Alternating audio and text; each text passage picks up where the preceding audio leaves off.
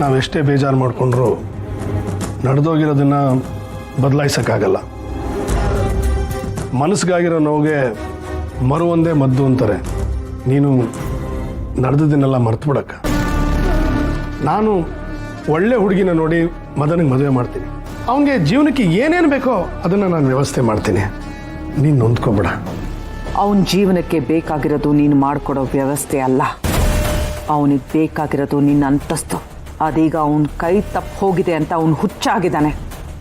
ಈಗ ಮದನ್ ಹೇಗಿದ್ದಾನೆ?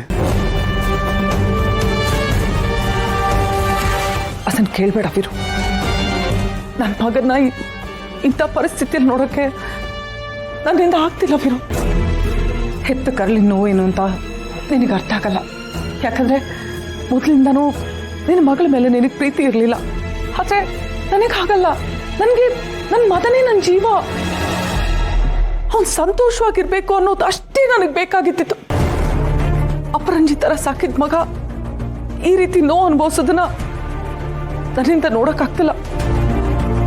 ಇದಕ್ಕೆಲ್ಲ ನಾನು ಕಾರಣ ಅಂತ ಹೇಳ್ತಿದ್ದಾನೆ. ಶ್ರಾವಣಿ ಮನಸ್ಸಲ್ಲಿ ಏನಿದೆ ಅಂತ ನೀವು ತಿಳ್ಕೊಳ್ದೆ ನೀನು ಮದುವೆ ಎಲ್ಲ ಅರೇಂಜ್ ಮಾಡಿದೆ ಅಂತ ಹೇಳ್ತಿದ್ದಾನೆ.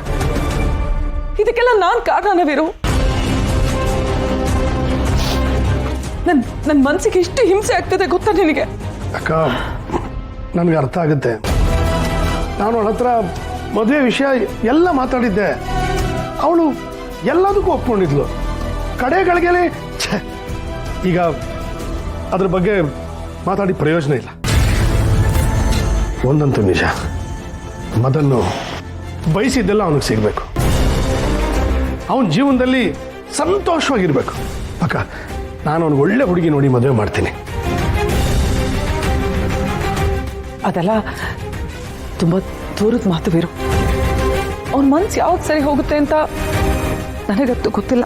ಅವ್ನು ನನ್ನ ಹತ್ರ ಮಾತಾಡೋದೇ ಬಿಟ್ಬಿಟ್ಟಿದ್ದಾನೆ. ನನಗೆ ಸ್ವಲ್ಪ ನೆಮ್ಮದಿ ಬೇಕು ವೀರು. ಮನೇಲಿ ಇದ್ದು ಒಂಥರ ಅನ್ನಿಸ್ತಾ ಇದೆ. ಅದಕ್ಕೆ ನಾನು ದೇವಸ್ಥಾನಕ್ಕೆ ಹೋಗಿ ಬರ್ತೀನಿ. ಹೇಗೋ ಸುಬ್ಬು ಮತ್ತೆ ಕೆಲ್ಸಕ್ಕೆ ಬರ್ತಿದ್ದಾನೆ. ಇಲ್ಲೇ ಮೊದಲಿನ ಹಾಗೆ ಓಡಾಡ್ಕೊಂಡಿರ್ತಾನೆ. ಎಲ್ಲ ಮೊದಲಿನ ಥರನೇ ಆಗುತ್ತೆ. ಆದರೆ ನಾನು ನನ್ನ ಮಗ ಮಾತ್ರ ಅದೇ ಸಂಕಟದಲ್ಲೇ ಇರ್ತೀವಿ. ಏನು ಮಾಡೋದು? ಎಲ್ಲ ನಮ್ಮ ದುರಾದೃಷ್ಟ. ಬರ್ತೀನಿ ವೀರು.